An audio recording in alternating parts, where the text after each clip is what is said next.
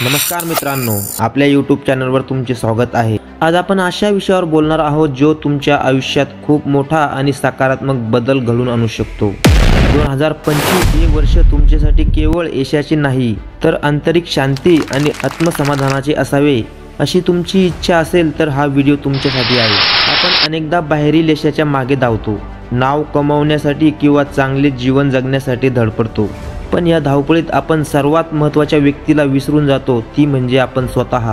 आयुष्यात मागे वळून पाहताना तुम्हाला तुमच्या सर्व चुका आणि तुमचे अनुभव तुमच्या जखमात दिसतात आणि हे पाहिल्याशिवाय तुम्ही म्हातारपणातही नम्र होऊ शकत नाही। कोणीही आयुष्यात परिपूर्ण पुढे गेलेले नाहीये।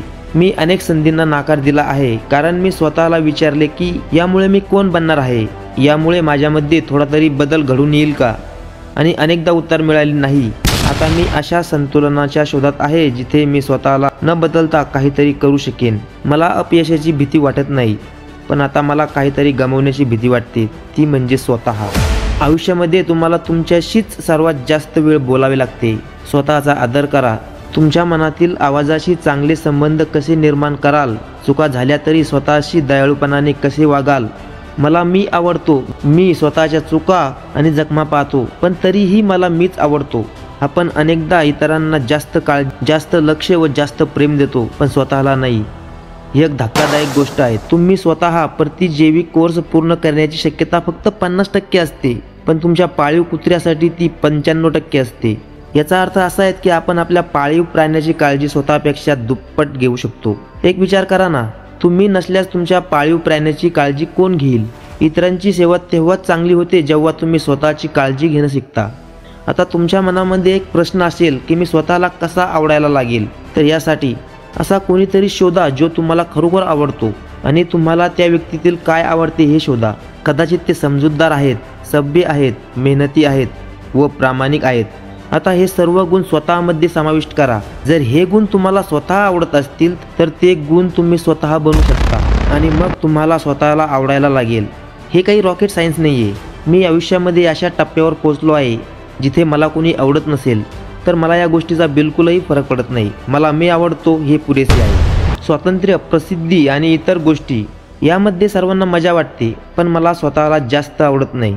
मला वाटते की मी आणखी कशासाठी तरी बनलो आहे। मला जाणवते की मी स्वतःला दिलेले वचन पाळत नाहीये। जर मी सकाळी एखाद्या विशिष्ट वेळेला उठायचे ठरवले तर मी अलार्मचे बटन 3 वेळेस कट करून टाकतो। जर मी डाएट पाळणार किंवा जिममध्ये जाणार असे वाटले तर मी मनाप्रमाणे वागू शकत नाही। तुम्ही जीवनामध्ये जे काही करू इच्छितात त्यावर विश्वास करा।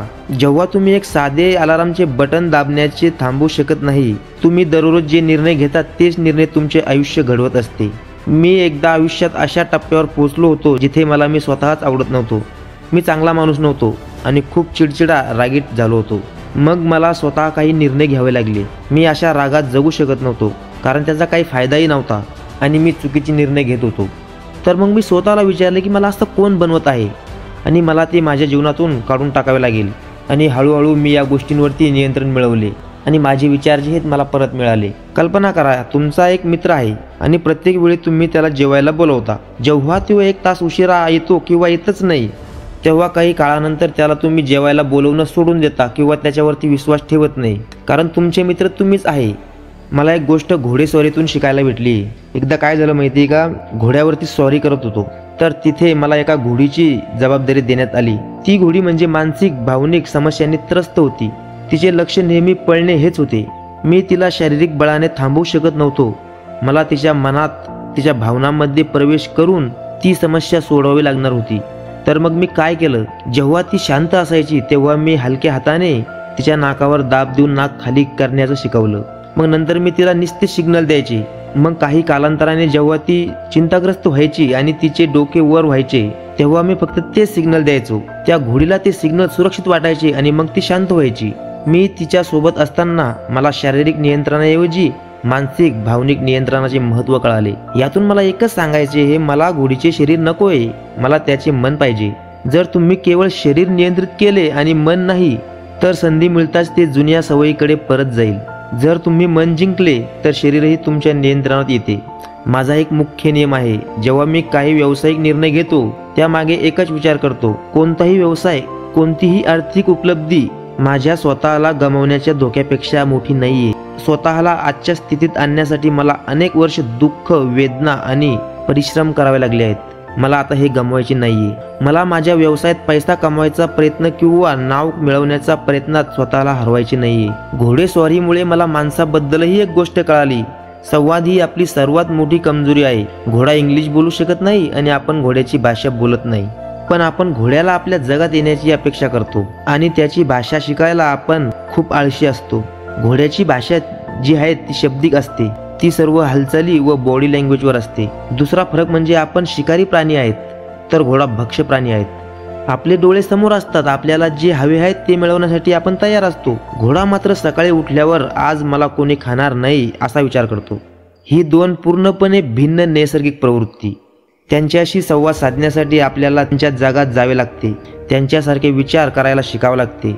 तरुण पुरुषांना हे माहीत असायला पाहिजे की शांत बसणे, विचार करणे, आराम करणे हे ठीक आहे. तुम्ही जिम मध्ये जाऊन खूप मेहनत करत असाल किंवा कॉम्प्युटरवर काम करत असाल, पण जर तुम्ही विचार करत नसाल तर तुम्ही फक्त शिकत आहात पण मनन करत नाहीये. एक संतुलित माणूस मध्यभागी असतो. त्याला स्वतःला सुधारण्यासाठी काम करण्याची गरज असते, पण त्याला शांत बसून विचार करून आराम करण्याचीही गरज असते. मला शिस्तबद्ध कसे व्हायचे आणि अधिक काम कसे करायचे हे शिकवा. प्रत्येक चित्रपटामध्ये नायक अधिक काम करून आपले जीवन सुधारणा करतो, पण कोणीही 6 वाजता स्नॅक लॉंग आउट करताना किंवा बिग हॉलिडेचा आनंद घ्यायला शिकवताना दिसत नाहीये. तर मित्रांनो, 2025 मध्ये स्वतःवर लक्ष केंद्रित करा. शांत व्हा. स्वतःला ओळखण्याचा प्रयत्न करा. तुमच्या सर्व कमकुवत बाजूसह स्वतःला स्वीकारायला शिका आणि स्वतःला दयाळूपणा दाखवा. स्वतःवरती विश्वास ठेवा. स्वतःला दिलेले वचन पाळा. इतरांवर किंवा परिस्थितीवर शारीरिक नियंत्रण ठेवण्याऐवजी स्वतःच्या मनाला समजून घ्या आणि त्यांना स्वतःला बदलण्यास प्रवृत्त करा. आणि जीवनात कामासोबतच आराम आणि विचार करण्याचे संतुलन बनवा. हे तुमचं जीवन आहे. स्वतःला विकसित करा, पण त्या प्रक्रियेमध्ये स्वतःला गमावू नका. तुम्हाला आतून आवडणारा माणूस बना. मला आशा आहे की हा संदेश तुमच्यापर्यंत पोहोचला असेल आणि तुम्हाला भरपूर अशी प्रेरणा मिळाली असेल. असेच अधिक व्हिडिओ पाहण्यासाठी चॅनलला सबस्क्राईब करा. तर भेटूया पुढच्या व्हिडिओमध्ये. धन्यवाद.